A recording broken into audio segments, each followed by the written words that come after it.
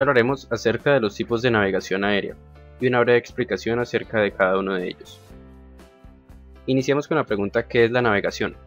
La navegación es el conjunto de técnicas utilizadas para poder conocer la posición de una aeronave y que permiten desplazarse utilizando una trayectoria predeterminada. Para cumplir este objetivo existen diversos tipos y sistemas de navegación aérea. Los más utilizados son la navegación observada, la navegación a estima, radionavegación, sistemas GNSS, INS y LORAN-CHART. De estos últimos cuatro se obtiene el PBN, el cual establece las especificaciones y requerimientos de otros métodos de navegación más avanzados como son el ARNAV y el RNP, que veremos a continuación. También existen otros sistemas como por ejemplo la navegación celestial utilizada con los astros, sistemas Doppler y Omega. Sin embargo, estos no son muy utilizados actualmente en la navegación aérea, por lo tanto nos vamos a centrar en los sistemas más utilizados. Iniciemos entonces con la navegación observada. Esta es la forma más sencilla de navegación y es utilizada comúnmente en operaciones VFR. Esta se basa en la observación de puntos de referencia visuales para determinar la posición y navegar. Por puntos de referencia visuales me refiero a accidentes geográficos, poblaciones, ríos, carreteras, entre otros. Este tipo de navegación está limitado a condiciones óptimas de visibilidad, es decir que únicamente puede ser llevada a cabo a condiciones meteorológicas visuales, VMC. Veamos un ejemplo. Digamos que queremos proceder del punto A al punto B y tenemos a nuestra disposición algunas referencias visuales. Podemos por ejemplo proceder del punto A hacia estas montañas, después utilizando el río proceder hacia esta población, después a la otra población de referencia y utilizando la carretera a la otra población y así llegar al punto B. Es una forma bastante sencilla de navegación. Se requiere la utilización de cartas VFR para poder seleccionar los puntos de referencia a utilizar en la ruta. Pasemos ahora a la navegación a estima, también referida como Dead Reckoning. Este es considerado un sistema autónomo y se utiliza comúnmente en operaciones VFR. Se basa en el cálculo de rumbo y de tiempo entre puntos de referencia visuales para poder navegar. Por puntos de referencia visuales, como vimos anteriormente, se incluyen accidentes geográficos, poblaciones, ríos o carreteras, entre otros. Usualmente la navegación a estima se utiliza en conjunto con la navegación observada y de esta manera complementarse. Se requiere una preparación previa de la ruta para calcular los rumbos, distancias y tiempos. Para esto se utiliza generalmente una carta VFR a escala, un plotter y un computador de vuelo, aunque también se puede calcular utilizando algunas fórmulas matemáticas. Veamos un ejemplo. Digamos que queremos proceder del punto A al punto B y tenemos a nuestra disposición estas referencias visuales, estas poblaciones. Con ayuda de una carta VFR a escala y un plotter obtenemos el rumbo magnético y la distancia entre el punto A y la primera población o punto de referencia visual. Y hacemos lo mismo para los otros puntos. Una vez obtenida esta información debemos asumir una velocidad en crucero que vayamos a utilizar. En este caso asumiré 100 nudos. Utilizando el computador de vuelo o la fórmula tiempo es igual a distancia sobre velocidad, podemos obtener ahora el tiempo de cada uno de los tramos. Ahora, para poder navegar utilizando esta información, del punto A debemos ajustar rumbo 060 y contabilizar 13 minutos utilizando 100 nudos de velocidad. Pasados 13 minutos, la aeronave debe estar sobre esta población. Allí nuevamente se ajusta el curso a 085 y se contabilizan 9 minutos. Pasados 9 minutos, la aeronave debe estar en esta población y así sucesivamente. Sin embargo, ese tipo de navegación es afectada por el viento, ya que el viento puede desviar la trayectoria de la aeronave ligeramente. Pasemos ahora a la radionavegación. La radionavegación, también conocida como navegación convencional, es uno de los sistemas más utilizados para la navegación por instrumentos o IFR. Este se basa en la utilización de radioayudas instaladas en tierra para poder determinar la posición y navegar. Por radioayudas instaladas en tierra me refiero a VORs, DME, NDB, ILS, entre otros. Para esta navegación se requieren equipos a bordo certificados para navegar con radioayudas. Algunos de estos equipos son el VOR, el HSI, RMI, ADF, ILS, DME, entre otros. Se requiere también estar dentro de la cobertura de las radioayudas. Y también se requiere el uso de cartas de radionavegación actualizadas. Veamos un ejemplo. Nuevamente vamos del punto A hacia el punto B y tenemos a nuestra disposición estas radioayudas. Partiendo de la idea de que las radioayudas emiten ondas electromagnéticas que son captadas por los equipos a bordo y le permiten a una aeronave conocer su posición relativa referente a estas, con ayuda de las cartas de radionavegación podemos establecer rutas entre estas radioayudas y así poder proceder del punto A hacia el punto B utilizándolas. Algunas radioayudas, como el VOR-DME, permiten hacer otros tipos de procedimientos, tales como arcos DME o establecer fijos que no sean las radioayudas. La mayoría de procedimientos IFR existentes en el mundo se basan en los principios de la radionavegación, por lo tanto es uno de los métodos más aceptados. Pasemos ahora al sistema GNSS. Por sus siglas en inglés significa Global Navigation Satellite System o Sistema Global de Navegación Satelital.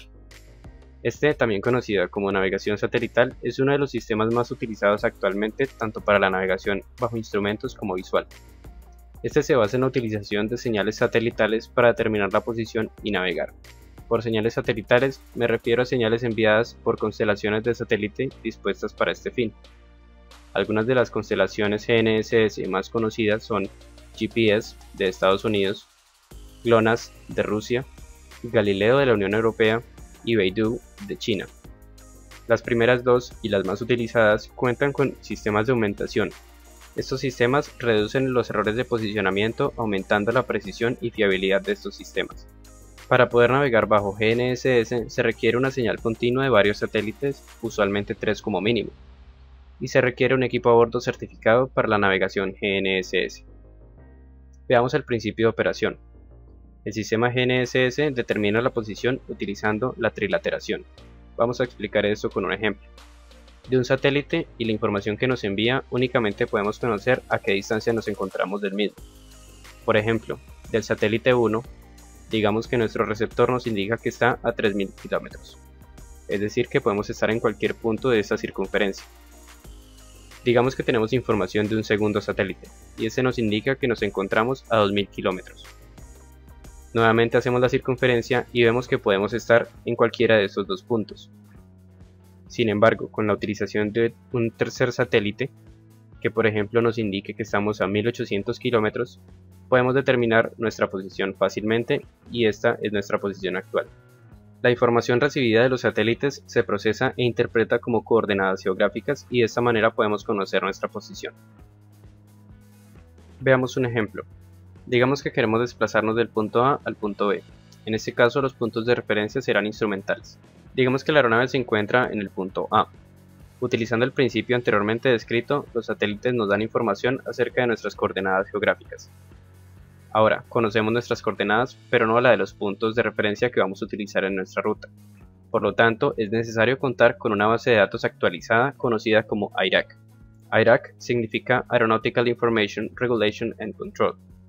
Esta base de datos almacena información de las coordenadas geográficas de muchos puntos de referencia instrumentales, al igual que también se pueden almacenar información de coordenadas de pistas, aeródromos o radioayudas, todo lo que se vaya a utilizar en la ruta.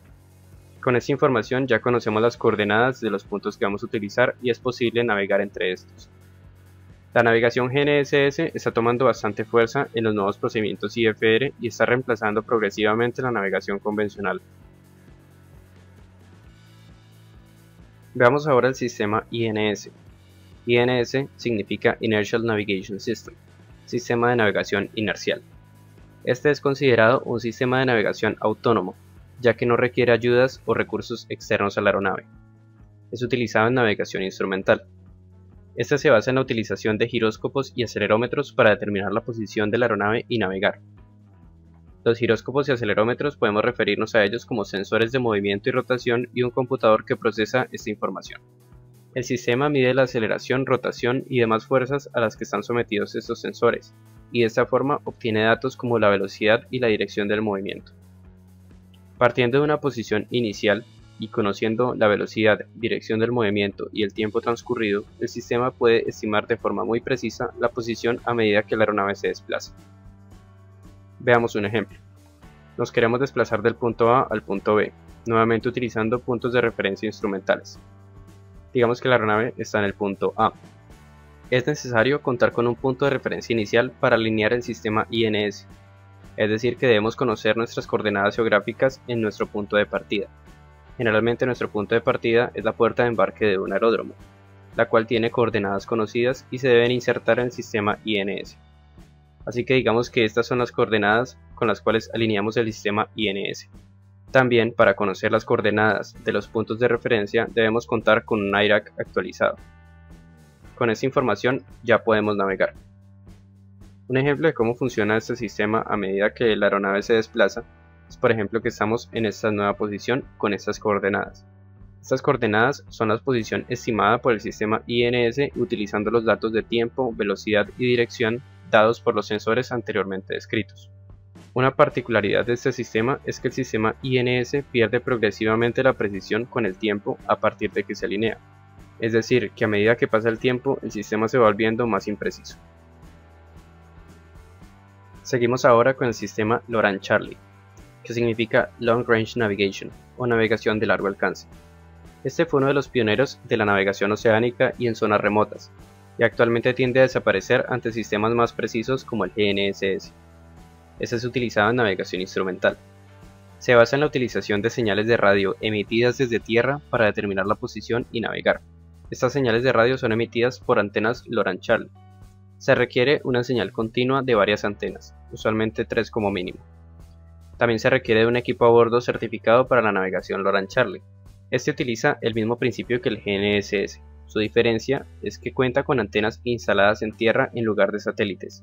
Justamente por esto, no es muy preciso y frecuentemente hay problemas para tener recepción de las antenas requeridas. Pasemos ahora con el ARNAV. Esta significa Area Navigation o navegación de área. Este es un método de navegación que integra varios sistemas de navegación para mejorar su precisión y fiabilidad.